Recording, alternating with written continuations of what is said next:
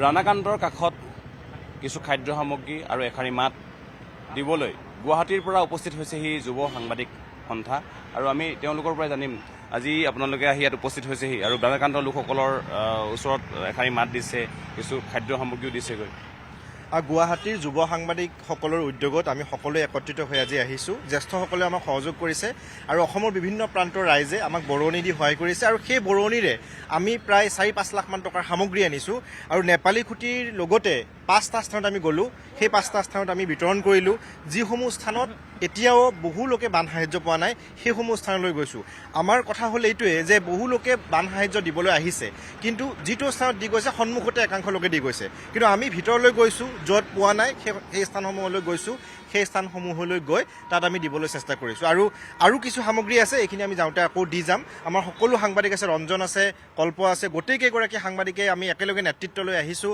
আমাক জ্যেষ্ঠসকলে সহযোগিতা কৰিছে আৰু এই যি বানৰ বিভীষিকা, এই বিভীষিকা শিৱসাগৰ, চৰাইদেউ কোনোদিন আমি দেখা নাছিলোঁ। ইয়াৰ স্থানীয় লোকসকলেও কোনোদিনে এই ধৰণৰ দৃশ্য দেখা নাছিল। এয়া প্ৰথম, কিন্তু ইয়াৰ বিশ্লেষণ কৰিব লাগিব। সেয়া হৈছে পৰৱৰ্তী সময়ত ইয়াৰ বিশ্লেষণ কেনেদৰে কৰিব লাগিব, বিশ্লেষণ কৰি পৰৱৰ্তী সময়ত যাতে নাহে। কাৰণ আমি নেপালী খুঁটিৰ পৰা আজি অহাৰ সময়ত তেওঁলোকে এটা কথা কৈছে যে পুনৰ বান হ'ব পাৰে, তেওঁলোকে আশংকাত ভুগিছে। গতিকে এই আশংকাত যাতে নুভুগে তাৰ বাবে চৰকাৰে ব্যৱস্থা কৰিব লাগিব। আমি সাংবাদিকসকলে আহি এক প্ৰকাৰ আমি গ্ৰাউণ্ড জিৰ' ৰিপৰ্ট কৰাৰ নিচিনাকৈ আমি তথ্যখিনি সংগ্ৰহ কৰিছোঁ আৰু এটা কথা আমি গম পাইছোঁ, মুখ্যমন্ত্ৰী ডক্টৰ হিমন্ত বিশ্ব শৰ্মা ডাঙৰীয়াক এটা কথা ক'ব বিচাৰিছোঁ যে পুনৰ এই অঞ্চলৰ লোক, বিশেষকৈ নেপালী খুঁটি বা এই গংগাধৰ, এই অঞ্চলসমূহৰ লোকে এতিয়াও আতংকত ভুগি আছে, কাৰণ পুনৰ বান আহিব বুলি তেওঁলোকে এক প্ৰকাৰ কৈ আছে। আমি যেতিয়া গৈছিলোঁ তেওঁলোকে কৈছে, গতিকে তাৰ ব্যৱস্থা আপোনালোকে গ্ৰহণ কৰিব লাগিব। আৰু সতীৰ্থ সাংবাদিকসকল আছে, কল্পও কিছু ক'ব।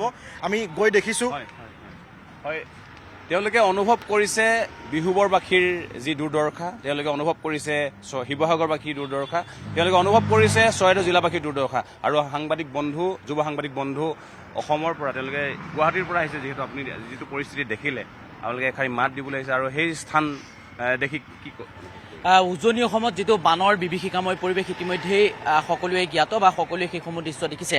আমাৰ টেগলাইনটো আপোনালোকে দেখিছে, আমাৰ টেগলাইনটো ইয়াত লিখা আছে, সাংবাদিকো আপোনাৰ বন্ধু। আৰু এনেধৰণে এটা টেগলাইন লৈ আমি গুৱাহাটীৰ পৰা ৰাওনা হৈছিলোঁ আৰু এই যিসমূহ বানাক্ৰান্ত অঞ্চলৰ লোকসকলক আমি আমি বিভিন্ন ধৰণৰ খাদ্য সামগ্ৰী, শিশুসকলৰ কাৰণে কিতাপ বহীকে ধৰি বিভিন্ন ধৰণৰ আমি সামগ্ৰী লৈ আহিছিলোঁ। আৰু এই যি আমাৰ এই সহযোগিতাত প্ৰতিগৰাকী জ্যেষ্ঠ কনিষ্ঠ প্ৰতিগৰাকী সাংবাদিকৰ অৰিহণা আছে আৰু বিভিন্ন দল সংগঠন বা বিভিন্ন ব্যৱসায়ে আমাক সহযোগিতা আগবঢ়াইছে আৰু সকলোকে এই চেগতে আমি ধন্যবাদ জ্ঞাপন কৰিছোঁ। আৰু এই মুহূৰ্ততো আপুনি যদি চায় তেনে আপুনিও এগৰাকী ইয়াৰ স্থানীয় সাংবাদিক হিচাপে দেখিছে যে কিমান এটা বান, এই বান হয়তো কোনেও এনেধৰণৰ আশা কৰা নাছিল বা কল্পনা কৰা নাছিল যে এই স্থানতো এনেধৰণৰ এটা পৰিৱেশ হ'ব। আমি যেতিয়া ভিতৰ ভাগলৈ গৈছিলোঁ তেতিয়া আমাৰো বুকু কঁপি উঠিছিল যে এনেধৰণে এতিয়া তেওঁলোকে জীৱন অতিবাহিত কৰিবলগীয়া হৈছে। আমি আজিৰ দিনটোত শিৱসাগৰৰ বা আমি এই যিটো স্থানত আছোঁ বৰ্তমান সময়ত শিমলুগুৰি, বিভিন্ন ভিতৰুৱা অঞ্চলত আমি যাবলৈ চেষ্টা কৰিছোঁ। কিছু খাদ্য সামগ্ৰী তেওঁলোকক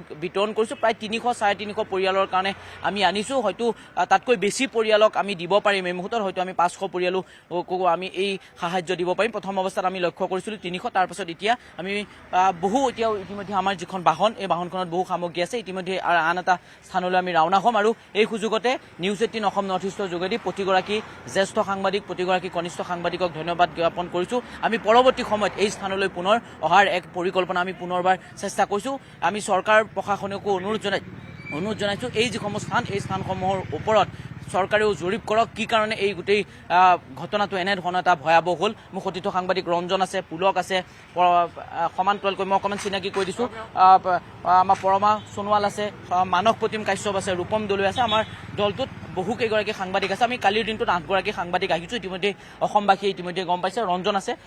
আমি বুলিয়ে নহয়, অসমৰ প্ৰতিজন সাংবাদিকে শিৱসাগৰ, চৰাইদেউ প্ৰতিখন জিলাতে য'ত বানপানী হৈছে তেওঁলোকে বন্ধু হিচাপে কাম কৰি আছে। তেওঁলোকে বাতৰিৰ সমান্তৰালভাৱে তেওঁলোকক সহায় কৰিবও চেষ্টা কৰিছে, আমি দেখিছোঁ পূৰ্বে।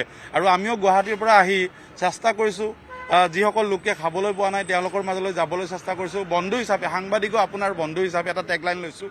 তেওঁলোকৰ সৈতে কাম কৰি যাবলৈ চেষ্টা কৰিছোঁ। তেওঁলোকক যিমান পাৰি সহায় কৰিবলৈ চেষ্টা কৰোঁ। প্ৰতিজন সাংবাদিকে বাতৰিৰ সমান্তৰালভাৱে কিন্তু প্ৰতিগৰাকী লোকক, অসহায় লোকক সহায় কৰিছে। এই মুহূৰ্তত নিউজ 18 নৰ্থ ইষ্টৰ সাংবাদিকসকলকো আমি দেখিছোঁ, তেওঁলোকক সহায় কৰা পৰিলক্ষিত হৈছে।